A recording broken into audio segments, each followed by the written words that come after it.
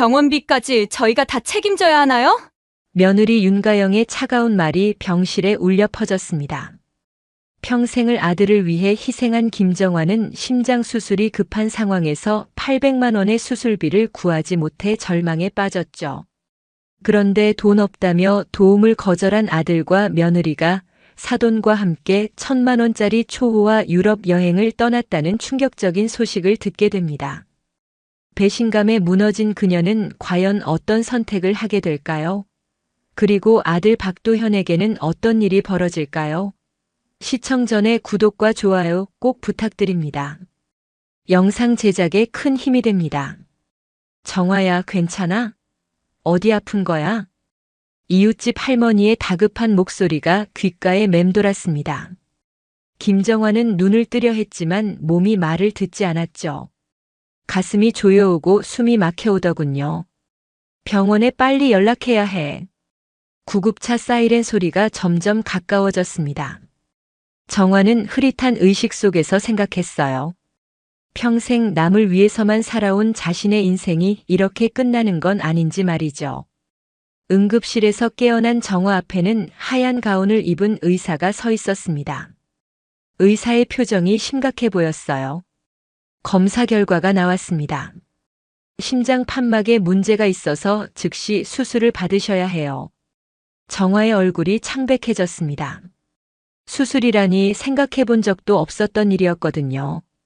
수술 비용은 얼마나 들까요? 대략 800만 원 정도 예상됩니다. 입원비 포함해서 말씀드리는 거예요. 800만 원. 정화에게는 천문학적인 숫자였습니다. 손지갑을 열어보니 50만 원이 전부였어요. 그것도 이번 달 생활비로 아껴둔 돈이었죠. 가족분께 연락은 드렸나요? 정화는 고개를 끄덕였습니다. 아들 도현이 곧 올 거라고 생각했어요. 그동안 자신이 아들을 위해 얼마나 많은 희생을 했는지 떠올렸습니다. 어린 도현이를 키우던 시절 남편이 세상을 떠난 후 혼자서 감당해야 했던 모든 것들이 파노라마처럼 지나갔어요. 새벽 4시에 일어나 공장 청소를 하고 오후에는 식당에서 설거지를 했죠. 손이 부르터 피가 날 때까지 일했습니다. 도현이 학원비가 모자라면 자신의 병원비를 아껴가며 보태주었어요. 감기에 걸려도 약국에서 감기약 하나를 사 먹지 않고 참았죠. 아들만큼은 자신처럼 고생하지 않고 살았으면 했거든요.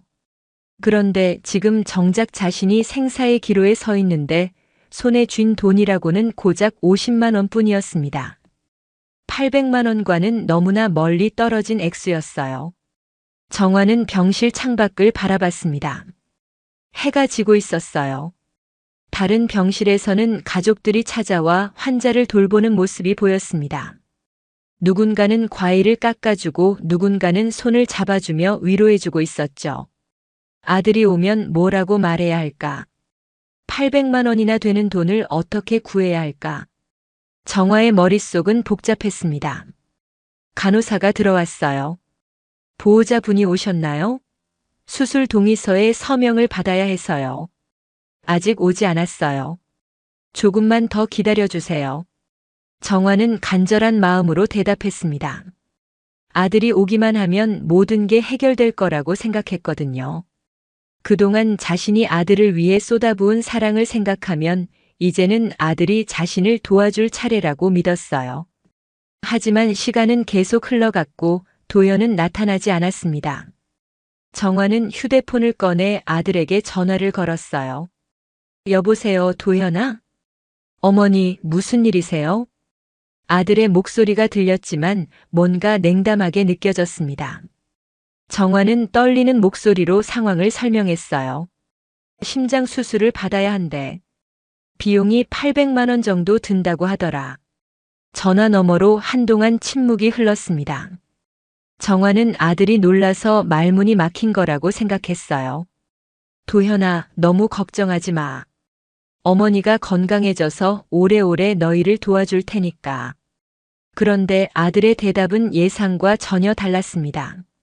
어머니, 그런데 저희도 지금 상황이 좀 어려워서요. 도현의 목소리가 차갑게 들렸습니다. 정화는 귀를 의심했어요. 자신이 잘못 들은 게 아닐까 싶었죠. 무슨 말이니? 어머니가 지금 생사를 오가는 상황인데. 그래도 800만 원이라는 돈이 만만치 않잖아요. 저희도 애들 키우느라 빠듯하고. 정화의 가슴이 쿵 내려앉았습니다. 아들 입에서 나올 수 없는 말이었거든요. 그럼 일부라도 당장 수술비가 급한데. 저희가 어디서 그 돈을 구해요? 진짜 없어서 하는 말이에요. 전화 너머로 며느리 가영의 목소리가 들려왔어요. 여보, 누구랑 통화해? 아, 어머니세요? 가영이 전화를 받았습니다. 정화는 마지막 희망을 걸고 며느리에게도 사정했어요. 가영아, 어머니가 심장 수술을 받아야 하는데. 아, 그러시군요. 그런데 저희도 형편이 넉넉하지 않아서 도움을 드리기 어려울 것 같아요. 가영의 목소리는 더욱 냉정했습니다. 정화는 목이 메었어요. 그래도 가영아, 어머니가 그동안 너희를 얼마나 도와줬는데. 그건 그거고 이건 이거죠. 병원비까지 저희가 다 책임져야 하나요? 가영의 말이 정화의 가슴을 후벼 팠습니다. 그동안 가영이 애 낳고 몸조리할 때 밤낮으로 돌봐준 일들이 떠올랐어요. 손자 손녀 용돈도 꼬박꼬박 챙겨주고 명절 때마다 용돈 봉투도 두둑하게 준비했는데 말이죠. 그럼 조금이라도. 정화의 목소리는 간절했습니다. 하지만 가영은 단호했어요. 정말 죄송하지만 어려우실 것 같아요. 저희도 애들 학원비에 생활비에 빠듯해서요. 도현이 다시 전화를 받았습니다. 어머니, 저희도 정말 도와드리고 싶지만 지금 상황상 어려워요. 다른 방법을 알아보세요. 다른 방법이 뭐가 있겠니? 은행 대출도 나이 때문에 안 되고. 그래도 뭔가 방법이 있을 거예요. 저희는 정말 힘들어서. 정화는 말문이 막혔습니다. 자신이 기른 아들이 맞나 싶었어요. 그럼 혹시 너희가 조금이라도 빌려줄 수는? 어머니, 저희도 빚이 있어서 정말 안 돼요. 이해해 주세요. 전화가 끊어졌습니다. 정화는 한동안 휴대폰을 들여다보고 있었어요. 방금 전 대화가 현실인지 꿈인지 분간이 안 되더군요. 간호사가 다시 들어왔습니다. 어르신, 보호자분이 언제쯤 오실까요? 수술 준비를 해야 해서요. 정화는 대답할 수 없었어요. 목이 메어서 말이 나오지 않았거든요. 혹시 다른 가족분께 연락해 보시겠어요? 가족이라고는 아들밖에 없었습니다. 정화는 고개를 저었어요. 그럼 수술비는 어떻게 준비하실 건가요? 정화는 손지갑을 내밀었습니다. 50만 원이 전부라고 말하려다가 차마 입이 떨어지지 않았어요. 너무 초라해 보였거든요. 조금 더 시간을 주세요. 방법을 찾아볼게요. 간호사는 안쓰러운 표정으로 정화를 바라봤습니다. 어르신, 하루 이틀 정도는 더 기다려볼 수 있지만 수술이 너무 늦어지면 위험할 수 있어요. 정화는 고개를 끄덕였습니다. 간호사가 나간 후 병실은 고요해졌어요. 창밖으로 달이 떠오르고 있었습니다. 정화는 눈물을 참으려 했지만 결국 흘러내렸어요. 평생을 아들을 위해 살았는데 정작 자신이 위기에 처했을 때 이런 대접을 받을 줄은 꿈에도 몰랐거든요. 정화는 남편의 사진을 꺼내봤습니다. 지갑 속에 간직하고 있던 작은 사진이었어요. 여보, 우리 아들을 잘못 키운 걸까? 이렇게 매정할 줄 몰랐는데. 남편의 사진 속 미소가 더욱 슬프게 느껴졌습니다. 정화는 옛날 일들을 떠올렸어요. 도현이 초등학교 때 학용품을 못 사줘서 울던 일, 중학교 때 친구들과 놀러 가고 싶어 하는데 용돈을 줄 수 없어 미안해하던 일들. 그때마다 정화는 더 열심히 일했습니다. 새벽부터 밤늦게까지 쉴 틈 없이 일해서 아들이 부족함 없이 자랄 수 있도록 했어요. 대학 등록금도 어떻게든 마련해줬습니다. 은행 대출을 받고 돈을 빌려서라도 아들만큼은 대학을 나와야 한다고 생각했거든요. 정화 자신은 중학교도 제대로 못 나왔지만 아들만큼은 다르게 키우고 싶었어요. 결혼할 때도 마찬가지였습니다. 예단도 준비해주고 신혼집 보증금도 도와줬어요. 손자, 손녀가 태어났을 때는 육아용품을 사다 나르며 며느리를 도왔죠. 그런데 지금 자신이 죽을 위기에 처했는데도 아들은 돈이 없다며 외면했습니다. 며느리는 아예 책임질 생각도 없다는 듯이 말했고요. 정화는 가슴이 답답했어요. 숨이 막혀오는 것 같았습니다. 심장병 때문인지 아니면 절망감 때문인지 알 수 없었어요. 다음 날 아침 정화는 떨리는 손으로 다시 아들에게 전화를 걸었습니다. 도현아, 어머니다.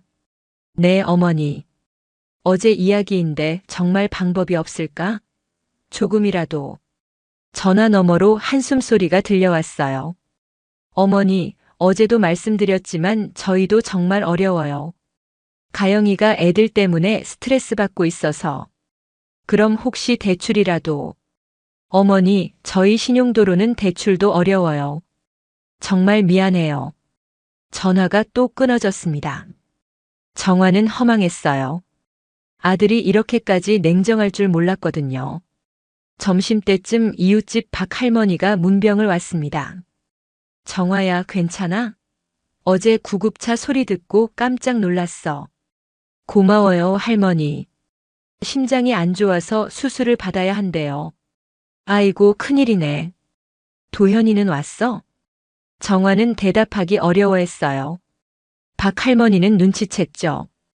혹시 수술비 때문에 고민이야? 정화는 고개를 끄덕였습니다. 더 이상 숨길 수가 없었거든요.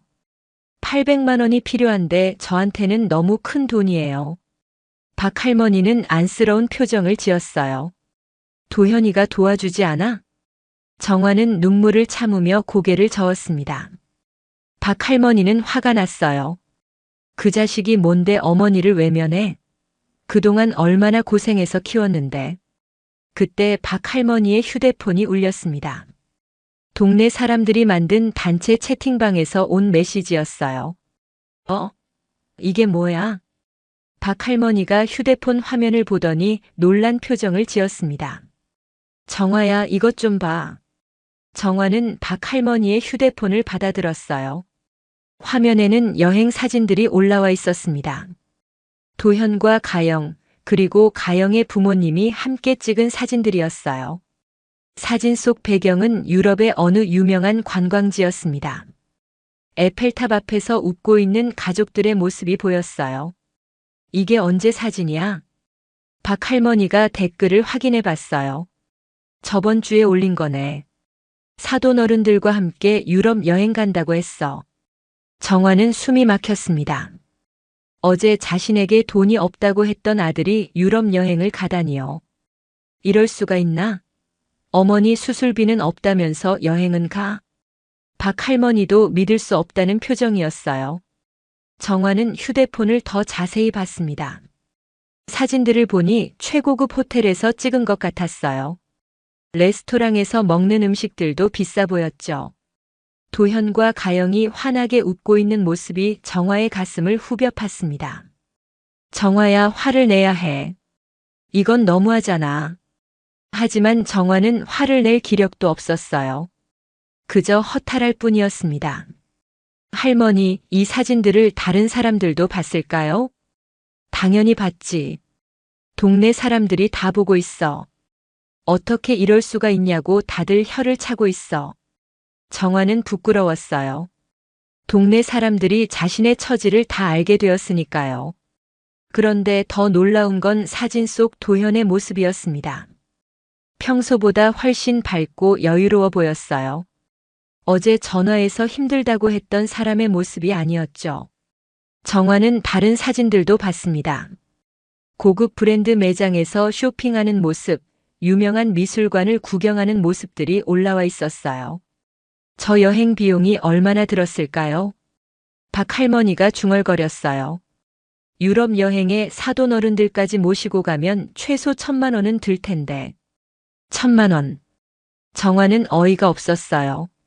자신의 수술비 800만 원보다 더 많은 돈을 여행비로 쓰고 있다니요. 정화는 휴대폰을 내려놓았습니다. 더 이상 볼 수가 없었거든요. 정화야, 이런 자식들 때문에 속상해하지 마. 너는 잘못한 게 없어. 하지만 정화의 마음은 이미 무너져 내리고 있었어요. 평생을 바쳐 기른 아들이 이런 식으로 자신을 배신할 줄은 꿈에도 몰랐거든요. 그날 밤 정화는 잠을 이룰 수 없었습니다. 아들의 여행 사진들이 계속 떠올랐어요. 특히 가영의 부모님과 함께 찍은 사진이 가장 충격적이었습니다.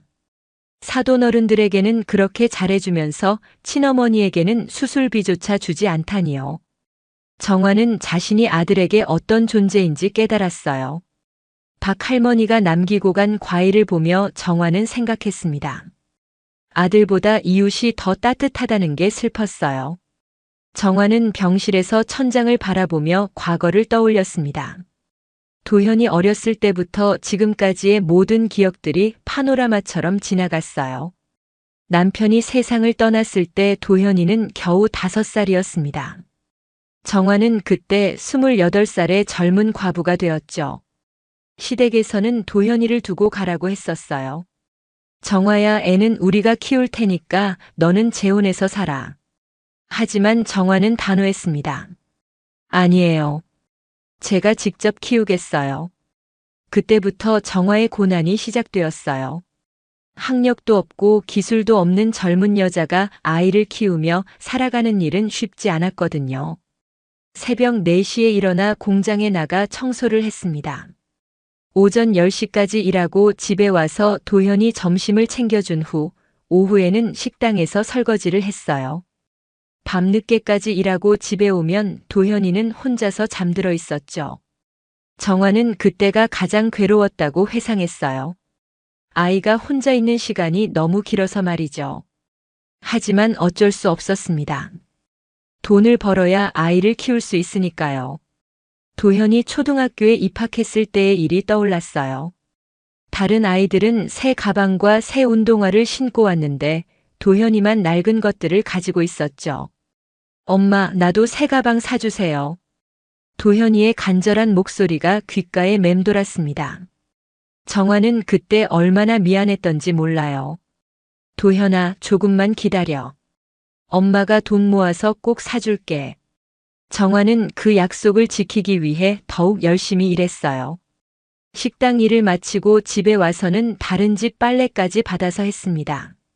손이 부르터 피가 날 때까지 빨래판에 비벼가며 돈을 벌었어요.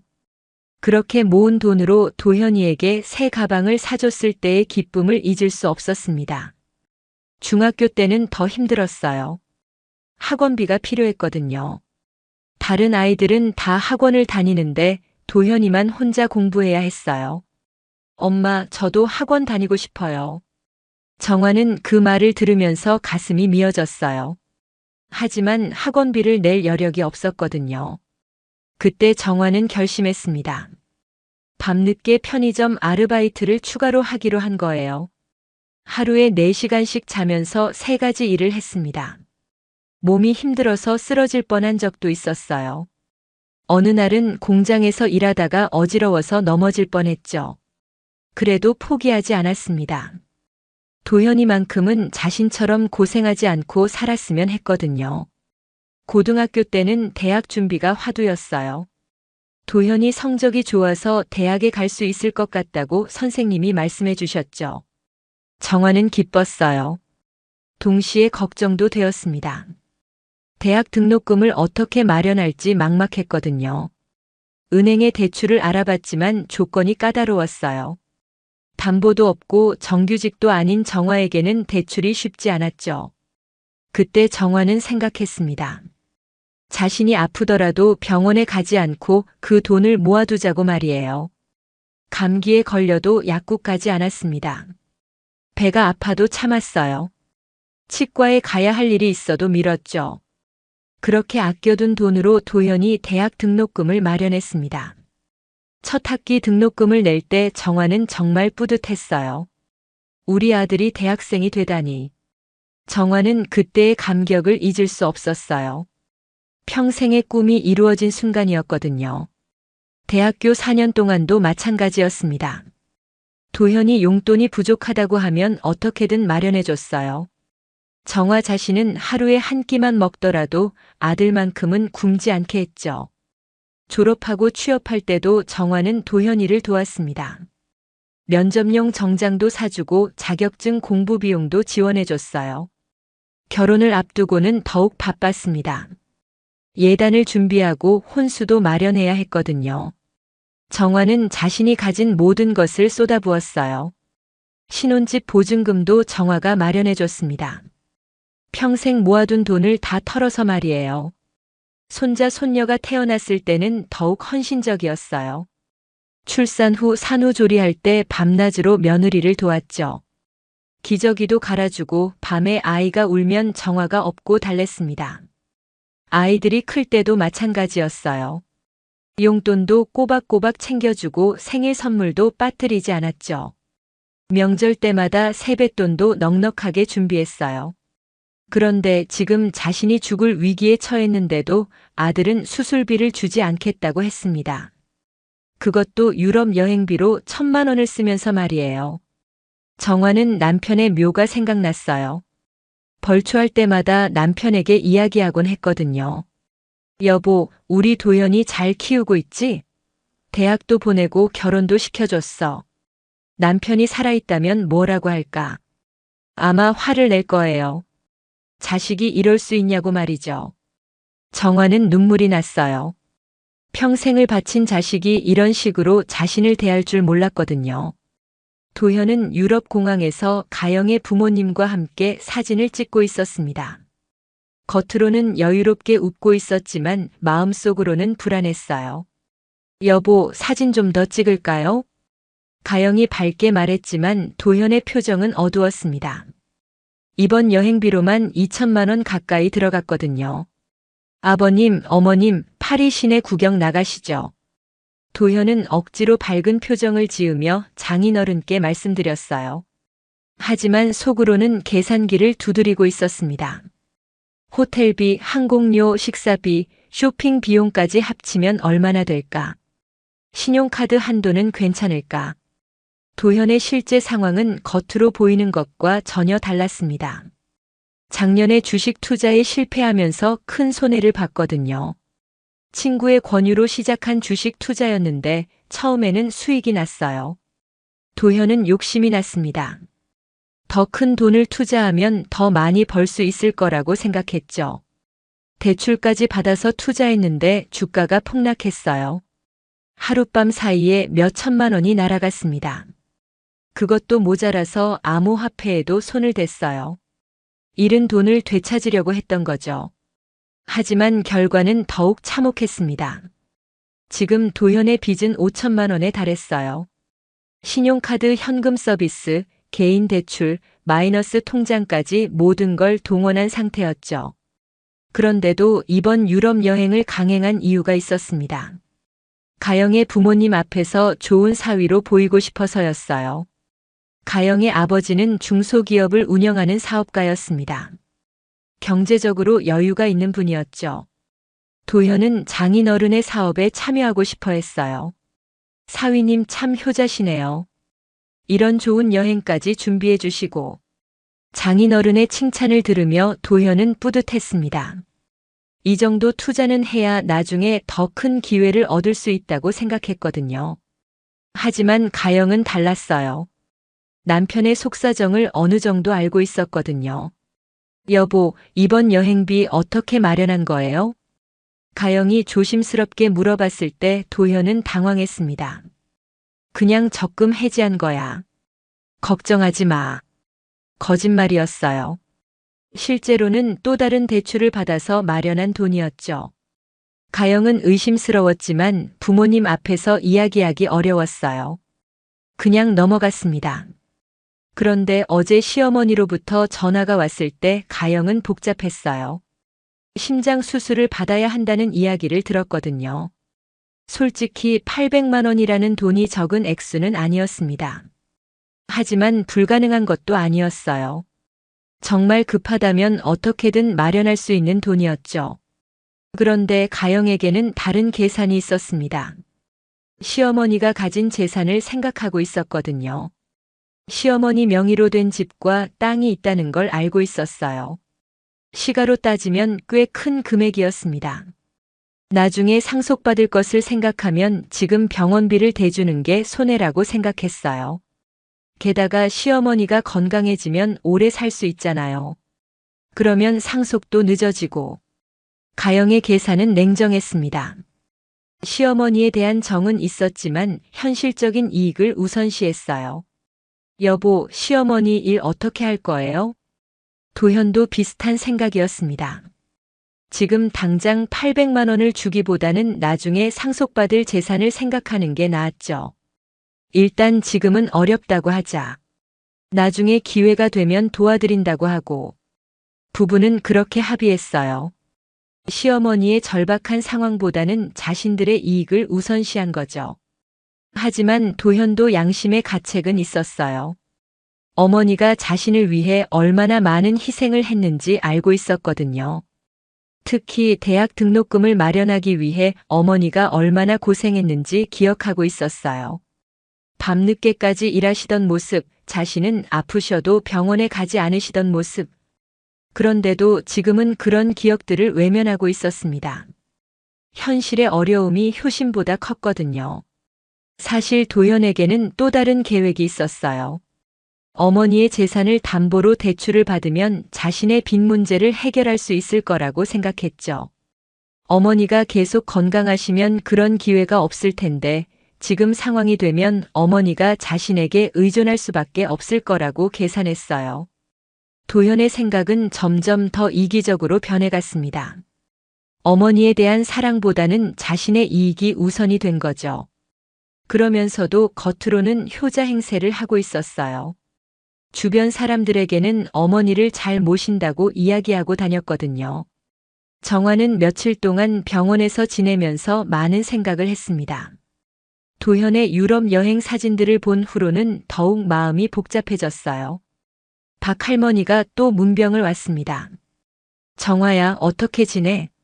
수술 날짜는 정했어? 아직이에요. 비용 문제가 해결되지 않아서. 박 할머니는 안타까워했어요. 도현이 놈은 아직도 연락 없어. 정화는 고개를 저었습니다. 아들로부터는 아무 소식이 없었거든요. 내가 우리 동네 사람들한테 도움을 요청해 볼까? 조금씩이라도 모으면. 정화는 박 할머니의 마음은 고마웠지만 거절했어요. 고마워요, 할머니. 하지만 이웃분들께 피해를 드릴 수는 없어요. 그런데 그때 정화의 머릿속에 한 사람이 떠올랐습니다. 남편의 친구였던 최영석 변호사였어요. 영석이라면 도움이 될 수 있을 것 같았습니다. 법적인 조언도 받을 수 있고 혹시 다른 방법이 있는지도 물어볼 수 있겠죠. 할머니, 제가 아는 변호사 선생님께 한번 연락해 볼게요. 박 할머니는 반가워했어요. 그래, 그게 좋겠다. 전문가 조언을 들어보는 게 나아. 정화는 주저하면서 최영석에게 전화를 걸었습니다. 영석이, 나 정화야. 아, 정화 누나. 오랜만이에요. 안녕하셨어요? 최영석의 목소리는 따뜻했어요. 정화는 안도했습니다. 사실 부탁이 있어서 전화했어. 시간 좀 낼 수 있을까? 물론이죠. 무슨 일인지 말씀해 보세요. 정화는 자신의 상황을 설명했어요. 심장 수술이 필요한데 비용을 마련하지 못하고 있다고 아들이 도와주지 않는다고 말했죠. 최영석은 놀랐습니다. 도현이가 그렇게 냉정할 줄 몰랐네요. 누나가 그 아이를 위해 얼마나 희생하셨는데. 그런데 더 놀라운 건 유럽 여행 이야기였어요. 여행비로 1,000만 원을 썼다고요? 누나 수술비는 안 된다면서. 최영석도 분노했습니다. 변호사로서 이런 경우를 많이 봤지만 정화의 경우는 특히 심했거든요. 누나, 병원에 가봐도 될까요? 직접 만나서 이야기하죠. 며칠 후 최영석이 병원을 찾아왔어요. 정화는 반가웠습니다.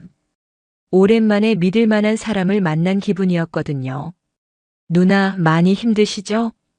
최영석은 정화의 손을 잡으며 위로했어요. 영석아, 내가 뭘 잘못했을까? 아들을 어떻게 키웠기에 이런 대접을 받는 걸까? 정화의 목소리에는 절망이 담겨 있었어요. 누나 잘못이 아니에요. 요즘 자식들이 부모 은혜를 모르는 경우가 많아요. 최영석은 정화를 달랬습니다. 그리고 현실적인 조언을 해줬어요. 우선 수술비부터 해결해야죠. 제가 도와드릴게요. 정화는 고개를 저었어요. 고마워하지만 빚을 질 수는 없어. 갚을 능력이 안 되거든. 최영석은 다른 방법을 제시했어요. 집과 땅을 담보로 대출을 받으시는 건 어때요? 정화는 그 말에 생각이 많아졌어요. 자신이 가진 재산이라고는 집과 작은 땅뿐이었거든요. 그런데 갑자기 다른 생각이 들었습니다. 영서가 만약 내가 죽으면 내 재산은 도현이에게 가는 거지. 당연하죠. 법적으로 아들이 상속받게 되어 있어요. 정화는 그 말이 마음에 걸렸어요. 자신을 이렇게 외면하는 아들에게 재산을 물려줘야 한다는 게 억울했거든요. 만약 내가 재산을 다른 곳에 쓰면 어떻게 될까? 최영석은 정화의 의중을 눈치챘어요. 누나 혹시 도현이 때문에 화가 나서 그러시는 거예요? 맞아. 나를 이렇게 버리는 자식에게 왜 내 재산을 줘야 해? 정화의 목소리에는 분노가 담겨 있었어요. 그렇다면 방법이 있어요. 생전에 재산을 처분하시면 됩니다. 최영석은 법적인 조언을 해줬어요. 생전 증여나 기부를 통해 재산을 다른 곳에 쓸 수 있다고 설명했죠. 정화는 그 말에 관심을 보였어요. 구체적으로 어떻게 할 수 있을까? 여러 방법이 있어요. 사회단체에 기부할 수도 있고 장학재단에 낼 수도 있어요. 아니면 누나를 진심으로 도와준 분들에게 감사의 의미로 나눠줄 수도 있고요. 정화는 그 말을 들으면서 마음이 정해졌어요. 자신을 버린 아들에게는 한 푼도 주지 않겠다는 결심을 한 거죠. 영서가 내가 결정했어. 내 재산은 도현이에게 주지 않을 거야. 최영석은 정화의 결심을 이해했어요. 누나 뜻이라면 도와드릴게요. 어떻게 하고 싶으세요? 정화는 구체적인 계획을 세우기 시작했어요. 우선 수술부터 받고 건강을 되찾은 후에 재산 처분을 하기로 했죠. 수술이 끝나고 일주일 후 정화는 많이 회복되었습니다. 최영석의 도움으로 수술비를 마련할 수 있었거든요. 집을 담보로 대출을 받았지만 이미 다른 계획을 세워둔 상태였어요. 도현은 그제야 병원으로 찾아왔습니다. 어머니 안녕하세요. 수술 잘 받으셨다고 들었어요. 도현의 목소리는 어색했어요. 유럽 여행에서 돌아온 지 며칠 되지 않았거든요.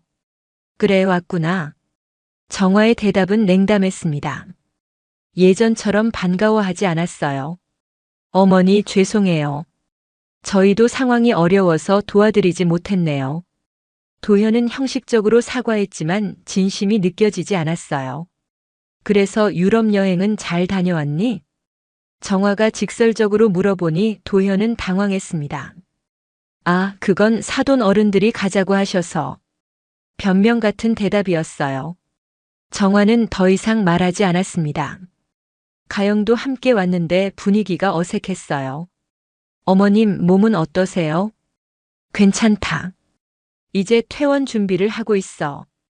그때 도현이 조심스럽게 말했어요. 어머니 수술비는 어떻게 해결하셨어요? 정화는 도현을 똑바로 쳐다봤습니다. 내가 궁금해할 일은 아닌 것 같은데? 도현은 머뭇거렸어요. 사실 어머니의 재산 상황을 알아보려고 온 거였거든요. 그냥 걱정되어서 물어봤어요.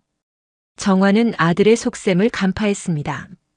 수술비에 대한 관심이 아니라 자신의 재산에 대한 관심이었던 거죠. 집을 담보로 대출받았어. 그것도 궁금하니? 도현은 놀랐어요. 어머니가 이렇게 쌀쌀맞게 대할 줄 몰랐거든요. 어머니 화내지 마세요. 저희도 정말 어려운 상황이었어요. 그래도 1,000만 원짜리 여행은 갈 수 있는 상황이었구나. 정화의 말에 도현과 가영은 할 말이 없었어요. 퇴원한 후 정화는 최영석과 본격적으로 재산 처분 계획을 세웠습니다. 누나, 정말 이렇게 하실 거예요? 응, 마음을 정했어. 나를 버린 자식에게 줄 재산은 없어. 최영석은 정화의 결심을 확인한 후 절차를 진행했어요. 우선 집과 땅을 모두 매각했습니다. 시세보다 조금 낮은 가격이었지만 빠르게 처분할 수 있었어요. 그 돈의 일부는 사회복지단체에 기부했습니다. 불우한 환경의 아이들을 돕는 단체였어요. 또 일부는 장학재단에 기탁했습니다. 가난한 학생들이 공부할 수 있도록 돕는 장학금이었죠. 그리고 나머지는 그동안 자신을 진심으로 도와준 사람들에게 나눠줬어요. 박 할머니처럼 어려울 때 옆에서 도와준 이웃들에게 감사의 마음을 전한 거죠. 도현이 그 사실을 알게 된 건 한 달 후였습니다. 어머니, 집을 팔았다는 게 무슨 말씀이세요? 도현은 믿을 수 없다는 표정이었어요. 그냥 팔았어. 내 집인데 내가 팔면 안 되나? 정화의 대답은 담담했습니다.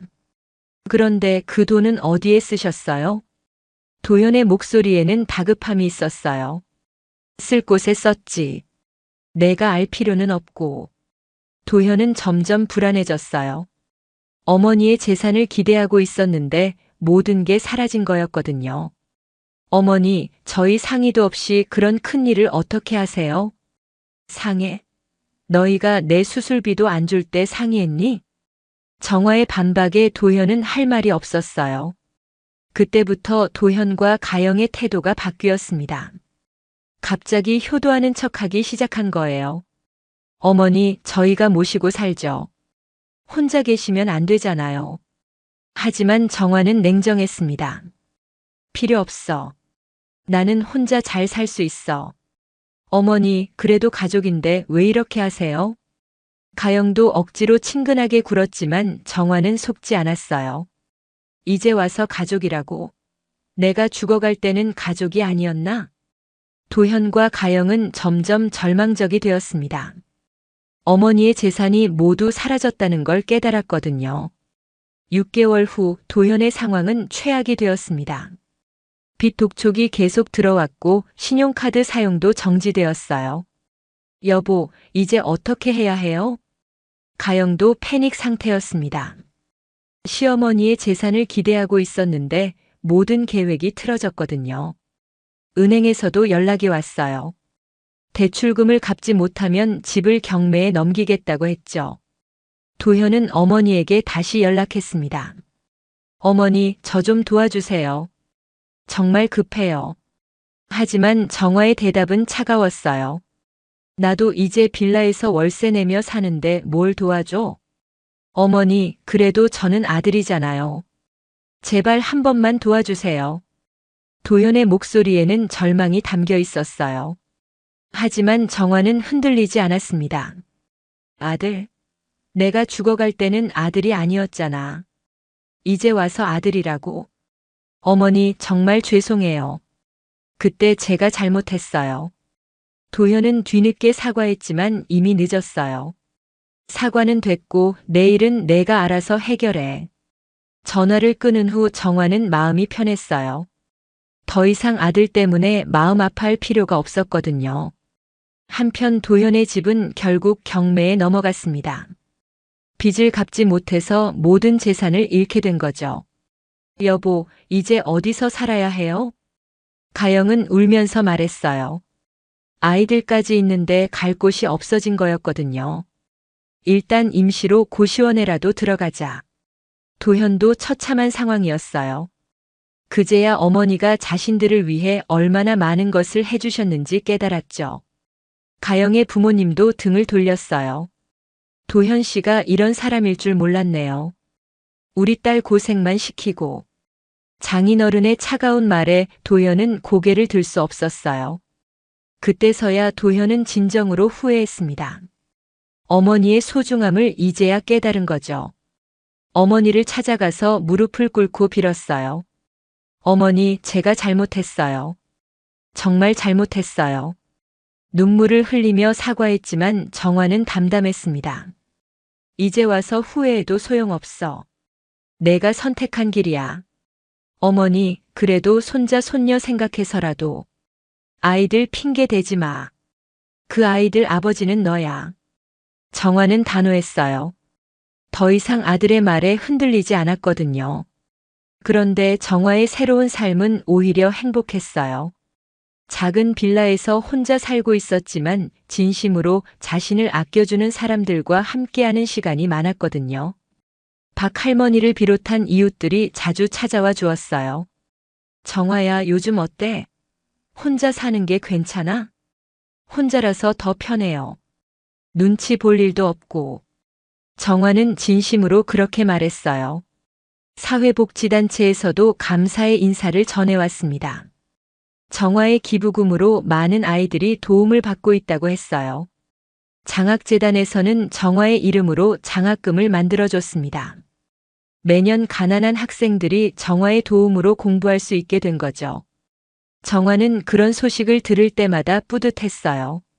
자신의 재산이 의미 있는 곳에 쓰이고 있다는 생각이 들었거든요. 어느 날 정화는 남편의 묘를 찾았습니다. 여보, 내가 잘한 것 같지? 우리 아들은 배은망덕했지만 그래도 내 재산은 좋은 곳에 썼어. 남편의 묘 앞에서 정화는 평온했어요. 더 이상 후회하지 않았거든요. 그런데 도현의 상황은 점점 더 나빠졌습니다. 고시원에서 생활하면서 일용직 일을 하고 있었지만 빚은 계속 불어났어요. 가영은 결국 친정으로 돌아갔습니다. 아이들과 함께 말이죠. 여보, 미안해요. 더 이상 같이 살 수 없을 것 같아요. 가영의 말에 도현은 절망했어요. 가족마저 잃게 된 거였거든요. 혼자 남은 도현은 매일매일이 고통이었습니다. 어머니에 대한 그리움과 후회가 밀려왔어요. 그때서야 어머니가 자신을 위해 얼마나 많은 희생을 했는지 깨달았습니다. 새벽부터 밤늦게까지 일하시던 모습, 자신의 병원비도 아끼시던 모습들이 떠올랐어요. 어머니한테 다시 용서를 빌고 싶었지만 이미 연락조차 받아주지 않았습니다. 한 달에 한 번씩 어머니 집 앞에서 기다렸지만 정화는 도현을 보면 그냥 지나쳤어요. 도현은 그런 날들이 계속되자 더욱 절망했습니다. 정말로 모든 것을 잃어버린 거였거든요. 반면 정화는 새로운 삶에 만족하고 있었어요. 비록 큰 집은 없어졌지만 마음은 더욱 가벼워졌거든요. 건강도 많이 회복되었습니다. 심장 수술 후 꾸준히 관리하면서 예전보다 더 건강해진 느낌이었어요. 무엇보다 진심으로 자신을 걱정해주는 사람들과 함께하는 시간이 행복했습니다. 박 할머니와 함께 시장에 가서 장을 보고 이웃들과 함께 공원을 산책하는 일상이 소중했어요. 어느 날 정화는 자신이 기부한 장학금을 받은 학생을 만났습니다. 할머니 덕분에 공부를 계속할 수 있게 되었어요. 정말 감사해요. 학생의 진심 어린 감사 인사를 들으며 정화는 뿌듯했어요. 자신의 선택이 옳았다는 확신이 들었죠. 그날 밤 정화는 일기를 썼습니다. 오늘 장학금 받은 학생을 만났다. 그 아이의 밝은 미소를 보니 내 마음도 따뜻해졌다. 내 재산이 이렇게 의미 있게 쓰이고 있구나. 도현이에게 물려줬다면 빚 갚는 데만 썼을 텐데. 정화는 자신의 결정에 대해 전혀 후회하지 않았어요. 한편 도현은 점점 더 비참해졌습니다. 일용직 일도 나이 때문에 구하기 어려워졌고 건강도 나빠졌어요. 그제야 어머니가 자신의 나이에 얼마나 힘들게 일하셨는지 이해하게 되었습니다. 60대의 나이에 새벽부터 밤늦게까지 일하시는 게 얼마나 고된 일인지 몸으로 느끼게 된 거죠. 어머니, 정말 죄송해요. 이제야 어머니 마음을 알 것 같아요. 도현은 혼자서 중얼거렸지만 어머니는 들을 수 없었어요. 시간이 더 흘러 도현은 완전히 알거지가 되었습니다. 고시원비도 밀려서 쫓겨날 위기에 처했어요. 그때서야 도현은 깨달았습니다. 어머니가 자신에게 베푼 사랑이 얼마나 큰 것이었는지, 그리고 자신이 얼마나 큰 실수를 했는지 말이죠. 하지만 이미 모든 것이 늦었어요. 어머니는 더 이상 자신을 자식으로 여기지 않았고 가족들도 모두 떠났거든요. 정화는 어느 날 박 할머니와 이야기하며 말했어요. 할머니, 제가 옳은 선택을 한 것 같아요. 자식이 부모를 버리면 부모도 자식을 버릴 수 있다는 걸 보여준 거죠. 그래, 정화야. 내 선택이 맞아. 피보다 진심이 더 값진 법이야. 박 할머니의 말에 정화는 고개를 끄덕였어요. 진심으로 자신을 사랑해주는 사람들과 함께하는 지금의 삶이 훨씬 행복했거든요. 비록 화려하지는 않지만 마음이 편안했어요. 반면 도현은 매일매일 후회 속에서 살아가고 있었습니다.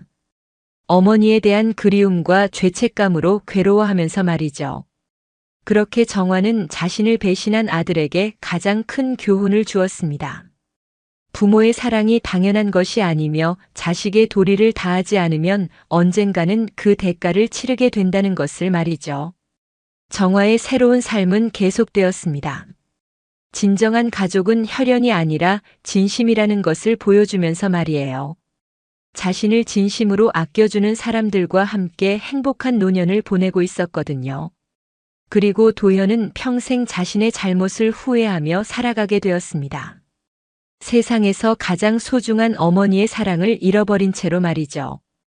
오늘 이야기가 좋으셨다면 구독과 좋아요, 알람 설정 잊지 마시고 소중한 댓글 하나가 큰 힘이 됩니다. 시청해 주셔서 진심으로 감사드립니다.